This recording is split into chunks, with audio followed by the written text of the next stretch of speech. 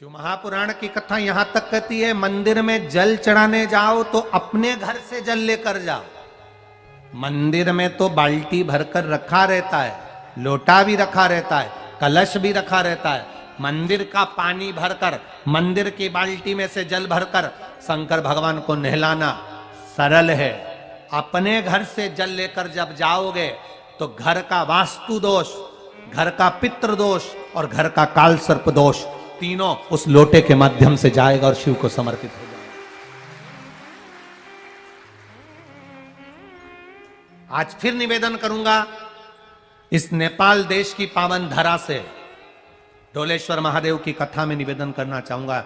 जो बेटा बेटी नौकरी के लिए अप्लाई कर रहे हैं, जो बेटा बेटी चाहे सरकारी नौकरी हो, प्राइवेट नौकरी हो, सर्विस के लिए अप्लाई कर रहे हैं, उन बेटा बेटियों से निवेदन है, दुर्वा शिव जी को समर्पित कर कर केवल दूब जानते हो ना, दुर्वा सब जानते हैं। दुबा जो माला पिनाई थी उसमें बहुत सारी लगी थी,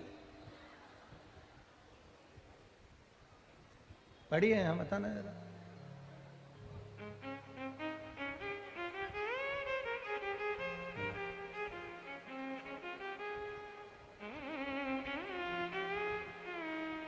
दुर्वा, जो बेटा बेटी सर्विस के लिए अप्लाई कर रहे हैं, तुम मेहनत करो, पढ़ाई करो, खूब पढ़ो, खूब तैयारी करो, अच्छे से तैयारी करो। जितनी मेहनत तुमने पूर्व में करी उससे दुगनी मेहनत तुम करो उस नौकरी को पाने के लिए। और साथ में जब एग्जाम के लिए जाओ, कहीं इंटरव्यू देने के लिए जाओ, दुर्वा शिव जी को, इस दुर्वा का जो डंडी का मुख है ये अशोक सुंदरी वाली जगह, फिर समझ लीजिए जैसे ये शिवलिंग, ये गोल जलाधारी, यहां से पानी नीचे गिरता है, बीच में अशोक सुंदरी का स्थान होता है। तो ये जो दुर्वा हम चढ़ाएंगे तो इसका डंडी का मुख शिवलिंग के पर चढ़ाएंगे तो ये शिवलिंग पर डंडी की जो भाग है वो अशोक सुंदरी की ओर हो गया और ये भाग इस ओर हो गया। शिव जी को समर्पित कर कर पहले दुर्वा चढ़ाएंगे, उसके बाद में देवाधिदेव महादेव को एक लोटा जल जो तुम घर से लेकर गए हो वो समर्पित करो। 3 महीना लगातार अपनी पढ़ाई की मेहनत करो, अपने इंटरव्यू की मेहनत करो और खूब अच्छा पढ़कर साथ में एक लोटा जल और दुर्वा, शिव जी को भले 10 दुर्वा की जगह केवल एक दुर्वा चढ़ाओ, चढ़ाकर जल चढ़ाना, 3 महीने तक लगातार बाबा से प्रार्थना करना। विश्वास कहता है अगला पत्र तुम्हारा व्यासपीठ पर होगा, नौकरी लगेगी, निश्चित है। आप करो मेहनत, कर्म करने में पीछे मत हटना, पढ़ने में पीछे मत हटना, विद्या अध्ययन करने में पीछे मत हटना, अच्छी एजुकेशन पाने में पीछे मत हटना। पहले मेहनत अपनी करो। पूर्व में जो इंटरव्यू दिए हैं उसमें जितनी कमी रह गई, अगली कमी को पूर्ण करने के लिए अच्छी मेहनत करो, खूब पढ़ो, खूब अच्छे से विद्या अध्ययन करो और फिर बाबा पर समर्पित होकर जाओ, बाबा पर विश्वास कर कर जाओ, भरोसा पूरा कर कर जाना।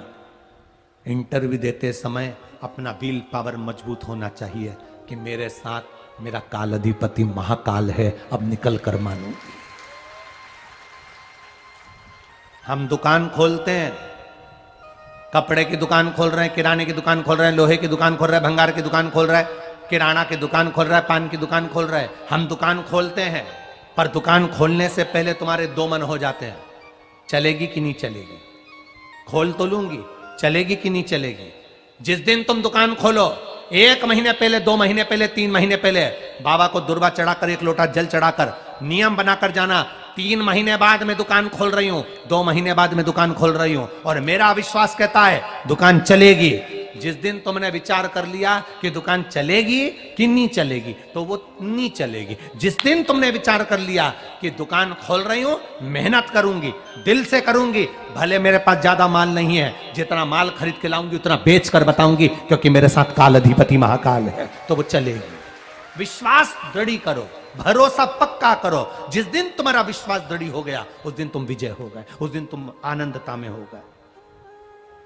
बच्चों का विल पावर कमजोर हो रहा है, दोस्त कह देते हैं सीए की पढ़ाई बहुत कठिन है, इंजीनियरिंग की पढ़ाई बहुत कठिन है, डॉक्टर की पढ़ाई बहुत कठिन है। साथ वाले ऐसे मत ढूंढना जो तुम्हारा विल पावर कमजोर कर दें। ये वाली फैक्ट्री खोलेंगे तो हो सकता है नुकसान हो जाए, इसलिए ये फैक्ट्री खोलने का मन नहीं हो रहा है। फैक्ट्री का सेटअप जम गया, सब कुछ जम गया, और मालूम पड़े, विचार करा कौन चलाएगा, कैसे होगा, कैसे चलेगी, तो वो फैक्ट्री कभी नहीं चलेगी। तुमने सोच लिया कि अपने क्षेत्र में नहीं है, मेहनत करूंगा, 4 चांद लगाऊंगा, कहीं पर भी जाऊंगा, पर जीत कर बताऊंगा, तो वो फैक्ट्री भी भग दौड़ेगी। निश्चितता है, आपका विल पावर कमजोर नहीं होना चाहिए। प्रथम वैश्य,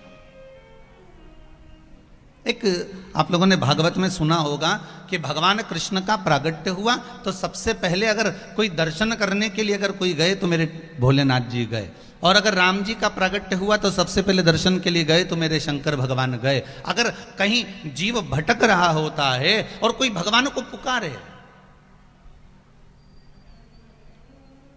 मेरे शिव क्या दे सकते हैं, मेरे शंकर क्या प्रदान कर सकते हैं, मेरे भोलेनाथ आपको क्या प्रदान कर सकते हैं। अगर कोई पूछे कि हम शिव की आराधना कर रहे हैं, हम शंकर की भक्ति कर रहे हैं, हम शंकर का स्मरण कर रहे हैं, शंकर हमें क्या देंगे, शिव हमें क्या प्रदान करेंगे, तो आप कह सकते हो कि शंकर हमें राम और कृष्ण की भक्ति प्रदान करते हैं, शंकर हमें राम और कृष्ण के चरणों में ले जाकर छोड़ देते हैं, शंकर हमें भगवान के चरणारविंद का सुख प्रदान कर देते हैं। शिव एक कार्य बड़ा प्रबल करते हैं कि आपको भगवान की भक्ति तक ले जाकर छोड़ देना, आपको राम और कृष्ण तक ले जाकर छोड़ देना।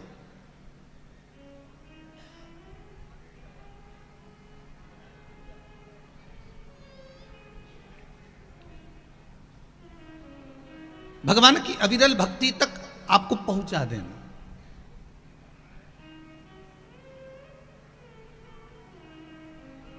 पांच प्रश्न हैं शिव महापुराण के अंतर्गत, विष्णु पुराण के अंतर्गत 5 प्रश्न, और वो प्रश्न है जलंधर की धर्म पत्नी वृंदा के।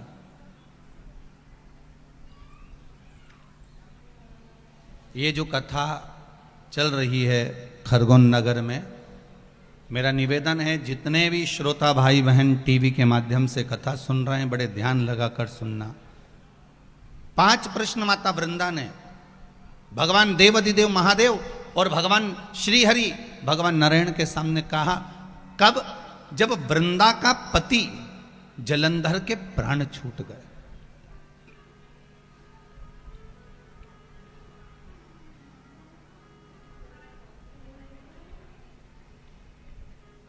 जब वृंदा के पति जलंधर के प्राण छूट जाते हैं,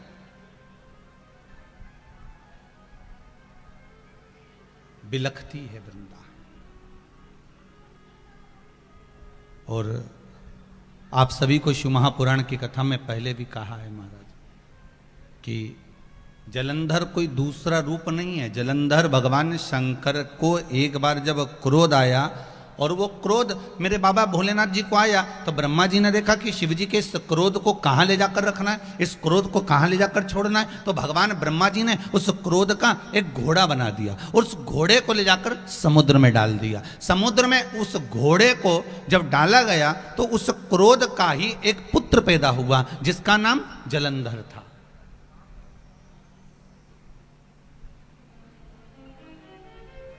कोई दूसरा नाम नहीं है उसका, उसका नाम ही जलंधर है। क्रोध को ले जाकर समुद्र में ब्रह्मा जी विचार कर रहे हैं कि इस क्रोध को कहां ले जाकर छोड़ना है, इस क्रोध को कहां ले जाकर छोड़ा जाए, इस क्रोध को कहां ले जाकर दिया जाए। अब आज के जमाने में तो लोग सोचते ही नहीं है कि इस क्रोध को ले जाकर कहां छोड़े। पहले के समय में भी लोग ध्यान रखते थे महाराज, त्रेता युग में भी बड़ा ध्यान रखा गया कि अगर किसी को क्रोध आता है तो उसके लिए कमरा अलग बना दिया जाता है कि इस कमरे में बैठो और आप जितना गुस्सा करना है करो। कई लोग प्रश्न भी करते हैं, गुरुदेव पहले के समय में दशरथ जी के समय पर एक कक्ष होता था जिसका नाम था कोप भवन। आज के जमाने में घर में रूम जो बनते हैं, ड्राइंग रूम बना, बेडरूम बना, भोजनशाला बनी, सब कुछ बना। आज के समय में गुरुजी ये कोप भवन नहीं बनाते क्या? हमने कहा बनाने की जरूरत ही नहीं, पूरा घर ही कोप भवन है। कोई घर कोप भवन से कम है क्या? जिसको देखो वही मुंडा फुला के बैठा रहे। कहीं इधर अम्मा भगोने जैसा मुंह लेके बैठे, कहीं बहू उधर भगोने जैसा मुंह लेके बैठे, कहीं ननंद उधर बैठी, कहीं छोरा उधर बैठा, और जो घर में आई नहीं ऐसा आए कि बस पूछो ही मत, तन्न तन्न करके आए और फन्न फन्न करके वो जाए। अभी इंदौर की कथा में कहा था, एक बात आप लोगों ने सुनी होगी कि पति पत्नी में झगड़ा होता है तो पति झगड़ा करके बाहर जाता है और पत्नी झगड़ा करके अंदर जाती है। अब वो तो बाहर गया तो वो विचार करके गया, अब नहीं आऊंगा चाहे कुछ भी हो जाए, और ये झगड़ा करके अंदर गई तो तकिया में मुंडा रख के जो रोबा पड़ी है, मुंडा करके जो रोबा पड़ी। अच्छा, प्लान भी बहुत करती है, रोते रोते प्लान करे, इससे तो मरी जाऊं तो कई मतलब कि या तो घर चली जाऊं, पर मन में आए दूसरी बार लेने नहीं आया तो ये अपने नहीं जाना जा। अच्छा, ईमानदारी की बात बताऊं जी हो, एक खरगोन वाली हो, बड़े ध्यान से सुन जो, बहुत ईमानदारी की बात है। कितना ही झगड़ा हो जाए, कितना ही लड़ाई हो जाए, झगड़ा करके अंदर जाना पर बाहर मत जाना, बिल्कुल मत जाना।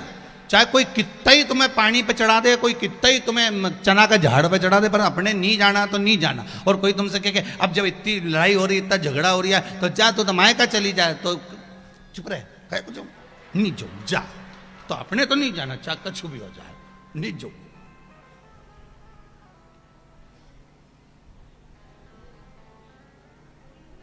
अब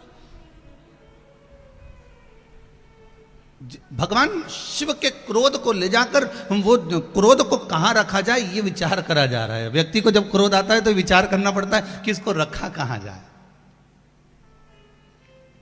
किस जगह पर इसको रखा जाए। तो ब्रह्मा जी ने उस क्रोध को